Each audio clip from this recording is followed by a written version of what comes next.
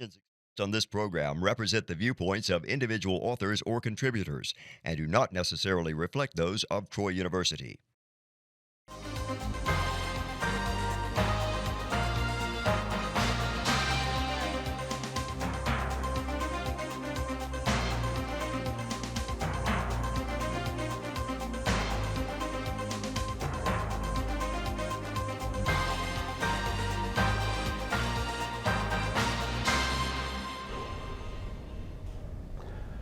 Welcome to International Insights. I am Doug Davis, and with me is Michael Sabachkov. On this episode, we will be speaking with Ambassador Michael McKinley. Ambassador McKinley was born in Venezuela and grew up in Brazil, Mexico, and Spain, and the United States. He did his undergraduate and graduate studies in the United Kingdom and has a doctorate from Oxford University. His History of Colonial Venezuela was published by Cambridge University Press. Ambassador McKinley held multiple senior positions and representational positions in his 37-year diplomatic career in Europe, Latin America, Africa, and Afghanistan, and the Department of State. After serving as acting ambassador to the EU in Mozambique, he served as U.S. ambassador to Peru, Colombia, Afghanistan, and Brazil. He served as senior advisor to the Secretary of State and is a contributing author in Dr. Sabachkov's forthcoming book, American Diplomacy Since the Cold War. Ambassador McKinley, welcome to the show from Virginia. Well, thank you very much and happy to be with you. Ambassador McKinley, I'd like to ask you, given that you were born in Caracas, Venezuela, and have lived in Brazil, Mexico, and Spain, how did those experiences really help you in your work in the Foreign Service as a diplomat? Well, I should preface that I was born overseas, but of American parents. My father was working for multinational American firms in the days when our companies sent expatriates overseas, and that accounted for the moves throughout my childhood, and eventually the choice to go to England for university. But from a relatively early age, I was interested in history and politics. And what living in different environments did, certainly by my teenage years and into university, was to help form a worldview in which I saw how important the United States was as an actor on the international stage. I'm an older person, so those years were the years of the Cold War and the ideological conflict with the Soviet Union. And I was very interested in seeing how I, on a personal level, might be able to engage and contribute. And the opening came to join the Foreign Service, and I was very happy when it did. But the experiences living outside of the United States for so much of my youth certainly helped me form a perspective on global affairs, which perhaps was somewhat different from someone growing up entirely in the United States and going abroad. And if I can boil it down to one effect, it is the importance of taking into account how others view us as much as how we view them. Excellent, excellent. Ambassador McKinley, in your vast diplomatic service, what were your greatest difficulties and your greatest accomplishments? It's hard to answer that question. I'm never very good at it because each posting is different. And just like everyone else in life, at different stages, you're developing, you're having different experiences, and what happens at that moment is important for what may come next.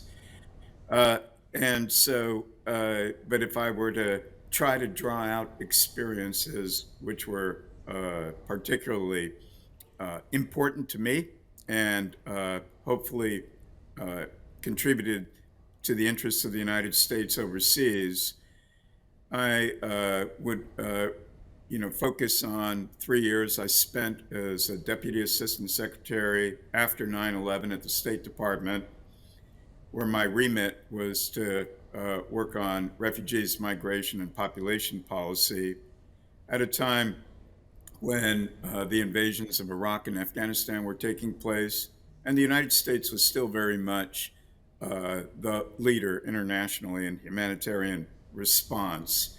And I saw just how much we do to help people in extreme circumstances around the world, and mostly irrespective of what's happening politically in a given environment. If there is a humanitarian need, the American government, by extension, the American people, respond.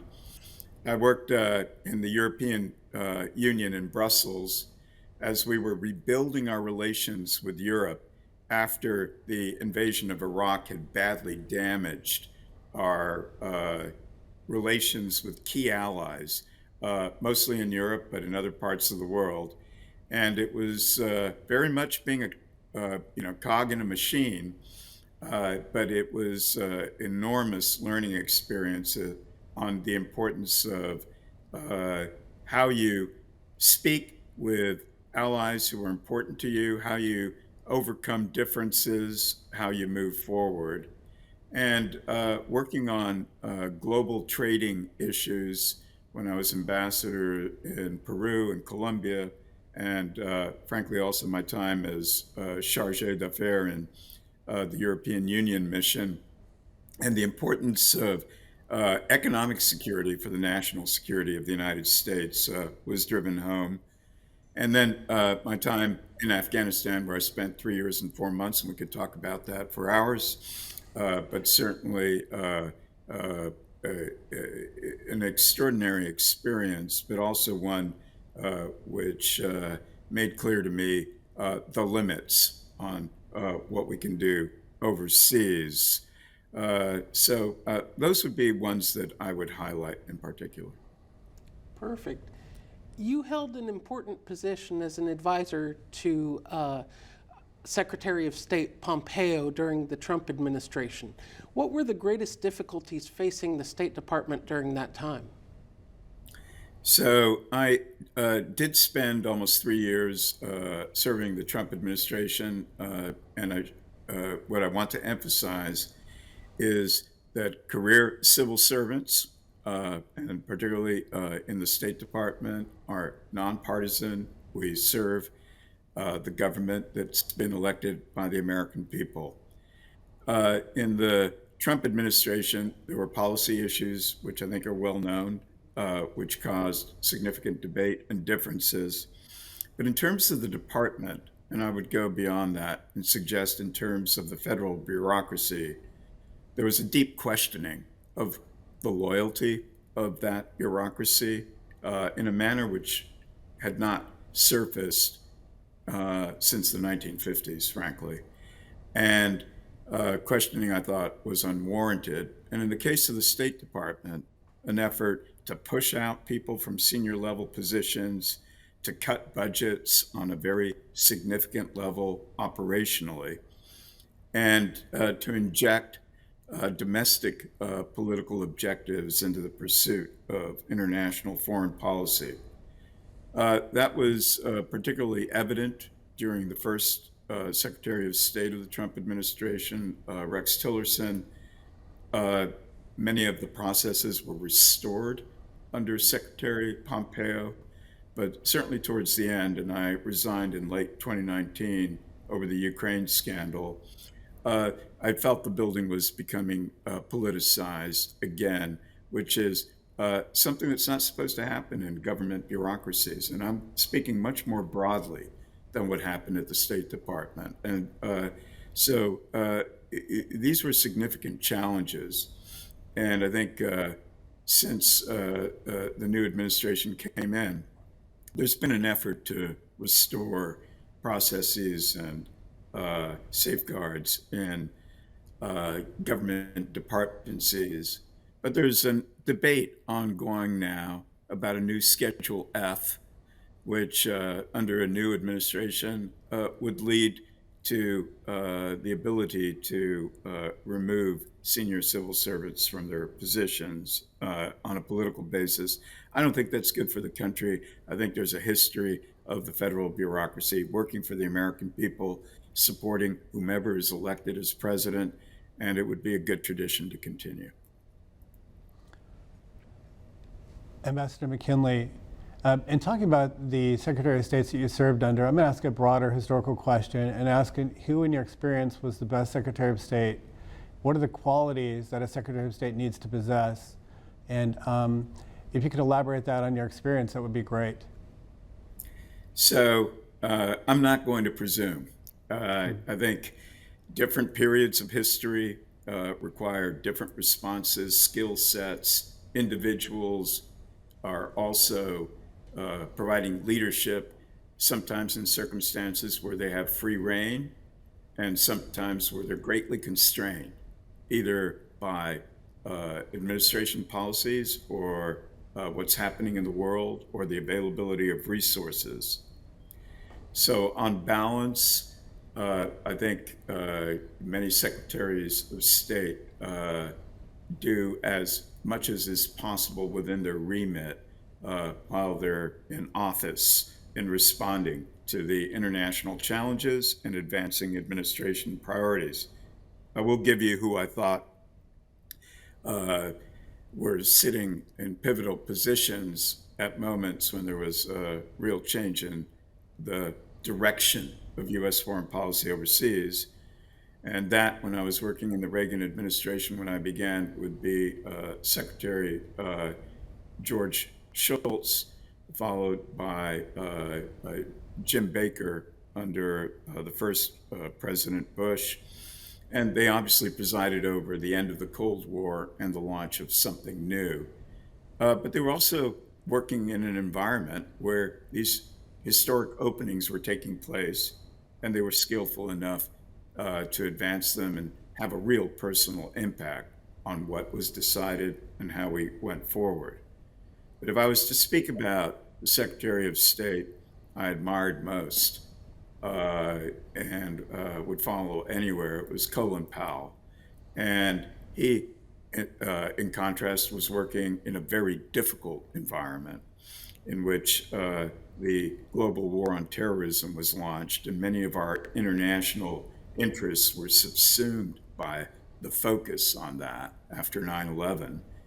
But still, I think, set an extremely high standard for a vision of what was happening more broadly in the world, his ability to build relationships and keep communications going with a host of countries and leaders around the world, whatever systems they represented.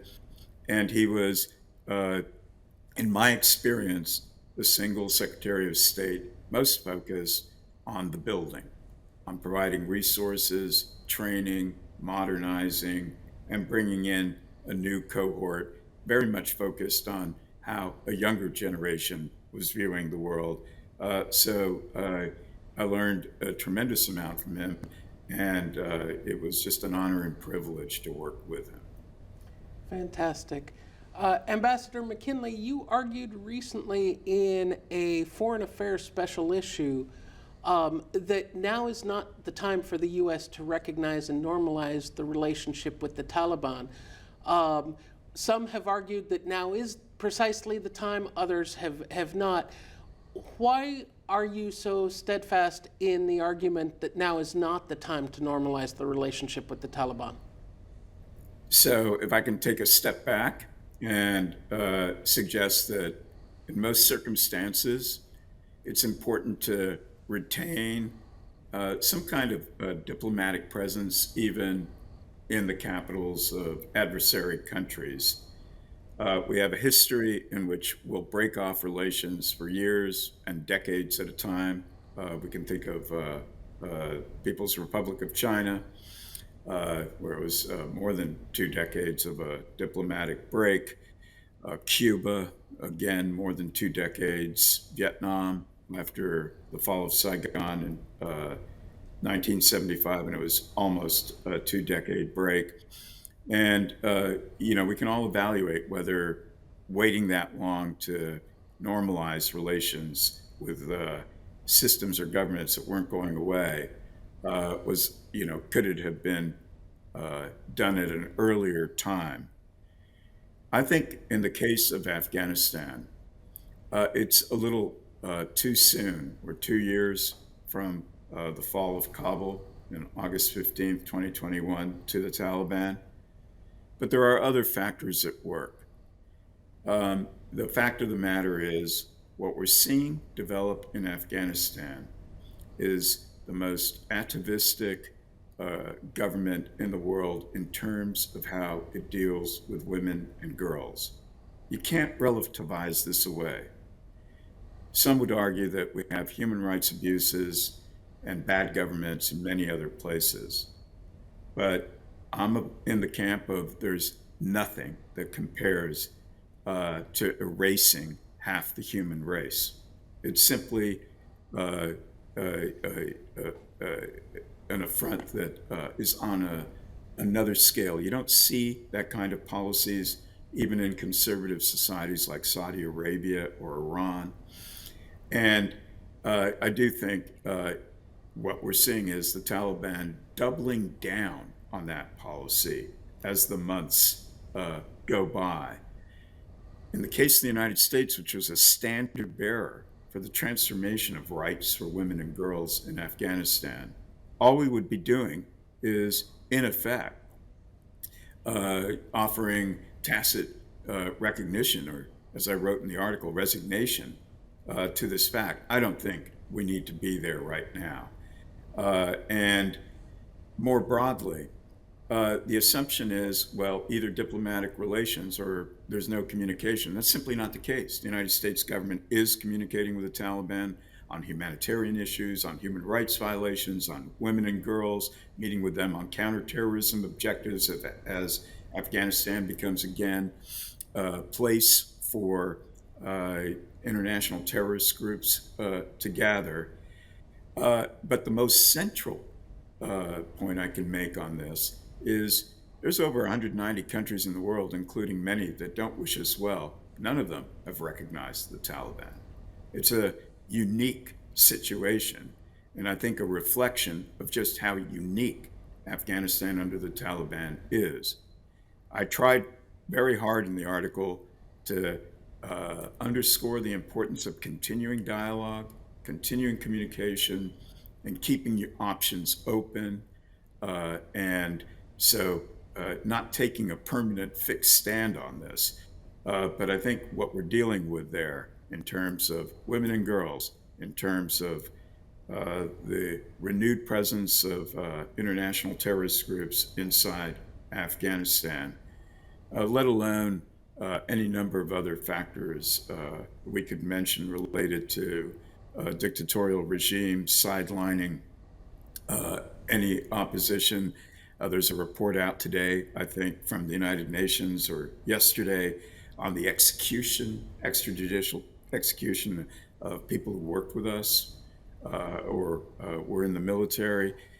There's any number of factors at work here which are of deep concern, but we have to work and monitor closely and follow. It doesn't mean diplomatic recognition or a presence on the ground is the way to go. Final point: presence on the ground. Counting is fungible, but there's fewer than 15 diplomatic missions on the ground. None of them are recognition of the Taliban as a government. Excellent. We are at a key inflection point for the United States and the world, kind of like 1945, 1989, 2001. And what is different is this time is that the United States has less leverage globally. The challenges today are difficult to categorize and do not fit in the models we have used in the past. What does this mean for the United States going forward? So the issue fundamentally, I think, facing our country is that over the last 20 years, we took our eye collectively off the ball. The world was transforming at one of the fastest rates in human history. Many different centers of power were emerging. They weren't all focused on the wars in Iraq and Afghanistan like we were. We neglected alliances, whether it was NATO, our allies in East Asia.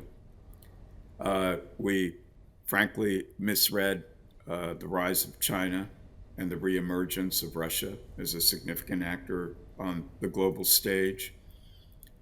And pandemic hit, the invasion of Ukraine hit, frankly, an inward-looking United States after 2008 as we grappled with some of our own domestic concerns factored in. And we woke up and found we need a different approach to a world that's dealing with many critical issues differently from what we anticipated, and where U.S. leadership is no longer taken for granted or accepted in many places. And so moving forward, I think we're seeing shifts develop in which there has to be a focus on strengthening our own country, building resiliency, national economic capacity, building out education for next generations to deal with the challenges of everything from the digital age to climate change. But the fact of the matter is, there's also importance in redefining how do we work with allies going forward on these broader transnational issues and much more traditional ones like great power rivalries and tensions of the kind we're seeing now, border issues and wars that are generated because of them, as we're seeing with Russia's invasion of Ukraine. And redefining that, I think, has been the task of the current administration, with a focus on rebuilding ties with NATO, as we saw over the weekend in Camp David with Japan and Korea in a historic trilateral meeting between the heads of state of the three countries, and very much focused on security cooperation and dealing with a changed world going forward, rethinking how we approach inputs for the digital age, for greening our economies, whether it's critical minerals, whether it's semiconductors. How do we cooperate in a world in which regionalization is the name of the game on trade, as opposed to more open free trade economies? And how do we use the multilateral system, which has been battered a fair bit, the UN, the World Bank, the IMF? So going forward, I think, beginning to, look at this more pragmatically, but to rethink, without abandoning our principles, how we can best advance not just U.S. objectives, but a safer and more peaceful world, will require rethinking some of the approaches and precepts that governed our approach in the roughly 70 years after 1945. Thank you. I'd like to turn to tangentially to a couple of your answers, and that is that the United States is uniquely guided by its ideals in its foreign policy, and yet makes policy for the real world. What do you think is the appropriate balance between interests and power? So, ideas, principles govern most societies in some form or another.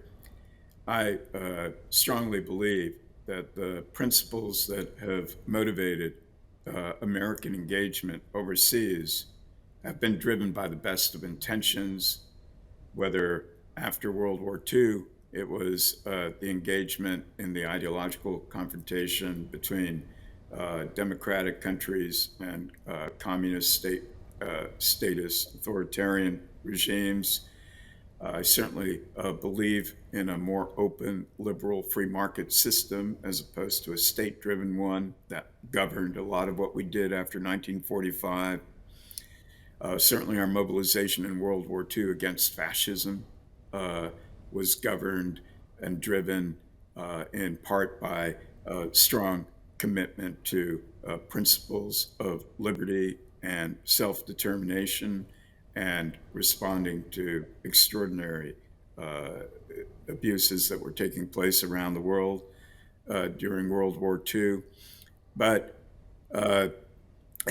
certainly after 1989, the end of the Cold War, it really did seem like the American system of promoting democracy, promoting free markets around the world, to simplify it, certainly was strongly embraced with dozens upon dozens of countries, whether it was in Central Asia, whether it was in Sub-Saharan Africa and Latin America, and to some extent in East Asia, embracing these political systems and certainly free market principles took over even in states that remained nominally communist by name, looking at China and Vietnam in particular. And so principles are an important driver in foreign policy. But there's always limits, and those limits are imposed by the realities. Do you go to war over every human rights violation that you see? Is every situation globally something the United States can correct and address? Is it something the United States should involve itself in or work through the international system or with other allies? To what extent do you have to deal with governments who are a significant challenge or threat to the United States, even though they may be significant violators of principles we hold dear? And so pragmatism, I think, is also extraordinarily important in terms of setting limits and realistic approaches. And as I have suggested elsewhere, our decision to put $3 trillion and commit more than 2 million Americans to serve in Iraq and Afghanistan was not a good use of resources. It wasn't a pragmatic response to challenges, and we were driven largely by our own ideological prisms on what should be happening in those countries, and I think we paid the price. There has to be a balance. Excellent. Ambassador McKinley, we're on our last 2 minutes, and so I'd like to spend the remaining time asking you what you think the important lessons are for our diplomats of the future. What would you like? What ideas? What lessons? What would you like to? What advice would you give to our future diplomats? Well, diplomacy still matters, and so there's been a tendency, not now, but going back 20 years, end of the 1990s, to suggest diplomacy, international relations are more about transnational issues, require deeper knowledge of scientific or climate change issues, economic policy, working multilaterally. All of the above, absolutely the case. But as the war in Ukraine is demonstrating, traditional need for diplomacy continues to be extraordinarily strong. How you build alliances, how do you respond to crisis situations, how do you build personal relationships in adversarial conditions and in countries we have differences with, the importance of communication, all of that is provided by diplomatic infrastructure. And so going forward, it's a combination of the new skill sets, absolutely, combined with what diplomacy still does best, which is representing our national interests overseas and protecting Americans overseas and serving Americans overseas. And finally, I'd make the point is new generation.